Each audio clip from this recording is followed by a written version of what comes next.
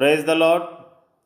ఈరోజు బలపరిచే వాక్యము కీర్తనలు 71:9.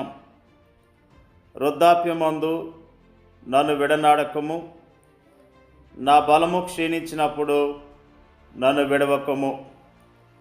భక్తుడైన దావీదు రాసిన 71వ కీర్తనలో ఉన్న విషయాలను మనము జ్ఞాపకం చేసుకుంటూ ఉన్నాం.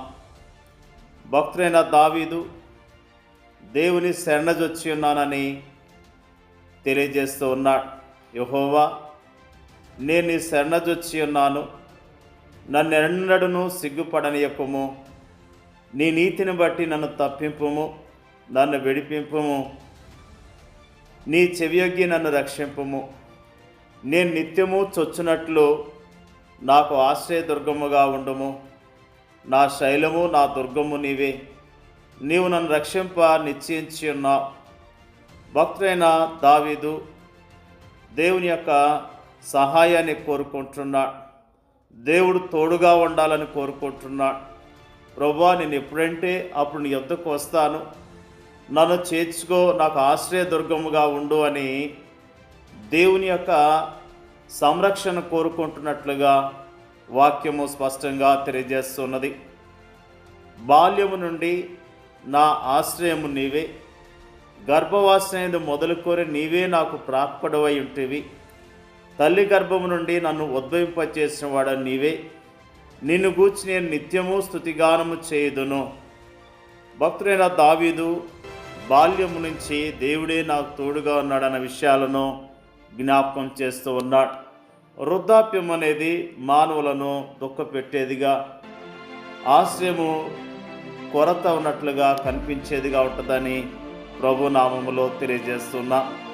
మానవుల యొక్క ఆశ్రయం కంటే దేవుని యొక్క కాపుదల అధికముగా ఉంటుందన్న విషయాన్ని మనము జ్ఞాపకం చేసుకోవాలి.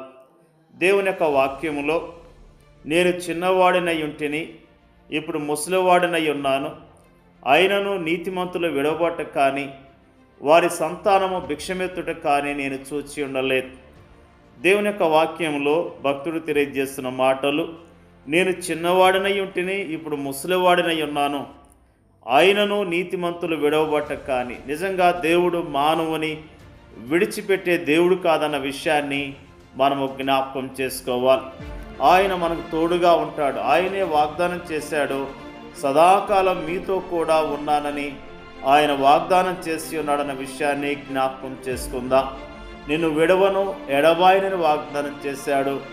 ఆయన విడిచిపెట్టే దేవుడు కాదని ప్రభు నామములో తెలియజేస్తున్నాను. వృద్ధాప్యంలో కూడా మనకు తోడుగా ఉంటాడు. యవన దశలో తోడుగా ఉంటాడు, బాల్య దశలో తోడుగా ఉంటాడు. గర్భవాసన మొదలుకొని వృద్ధాప్యం వరకు మరణ పర్యంతము దేవుడు తోడుగా ఉంటాడన్న విషయాన్ని మనము జ్ఞాపకం చేసుకుంటున్నాం. ప్రియమైన దేవుని యొక్క ప్రజలారా, నాకు ఎవరూ లేరు, నాకు సహాయం చేసేవారు ఎవరూ లేరు, నాతో మాట్లాడేవారు ఎవరు లేరు, నన్ను పలకరించేవారు ఎవరూ లేరు అనుకుంటున్నావేమో.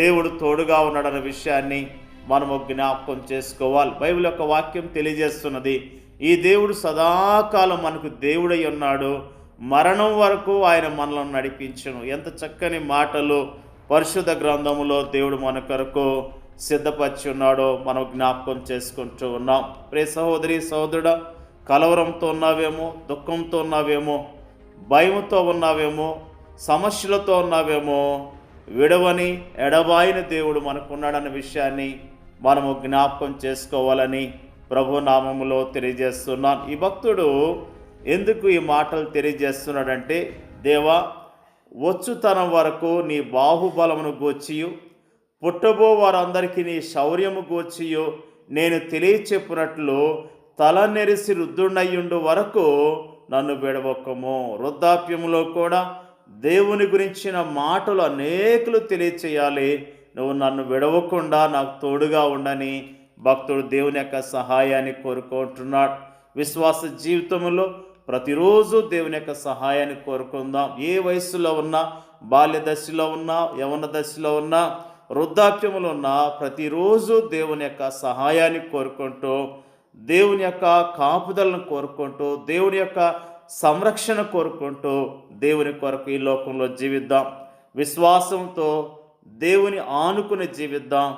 దేవుని ఆశ్రయదుర్గంగా చేసుకొని ధైర్యంతో విశ్వాసంతో జీవిద్దాం. దేవుడి యొక్క వాక్యాన్ని దీవించడం గాక. పరిశుద్ధులైన మా తండ్రి, స్తోత్రాలు తెలియజేస్తూ ఉన్నాం. ఈరోజు తెలియజేసిన ఈ మాటలను బట్టి నీకు వందనాలు తెలియజేస్తూ ఉన్నాం. భక్తుడు ప్రభువా, నీ సన్నిధిని, నీ సహవాసాన్ని, నీ కాపుదలను కోరుకుంటున్న విషయాలను బట్టి నీకు వందనాలు తెలియజేస్తూ ఉన్నాం. మా జీవితాల్లో కూడా నీ సహాయాన్ని ప్రతిరోజు కోరుకొని నీ కొరకు జీవించే కృప దయచేయండి అయ్యా. స్తోత్రాలు తెలియజేస్తూ ఉన్నాం. మా రాష్ట్రానికి జ్ఞాపకం చేసుకోండి. వర్షాల్లో మరి భయంకరంగా మా రాష్ట్రం ఉంటుండగా కనికరించండి. మా రాష్ట్ర ప్రజలు క్షేమం దయచేయండి అయ్యా. స్తోత్రాలు. మా దేశాన్ని కనికరించండి. మా దేశ ప్రజలకు క్షేమం దయచేయండి, రక్షణ దయచేయమని, సహాయం చేయమని యేసుక్రీస్తు పరిశుద్ధమైన నామంలో అడిగి వేడుకొంచున్నాను తండ్రి. ఆమేన్.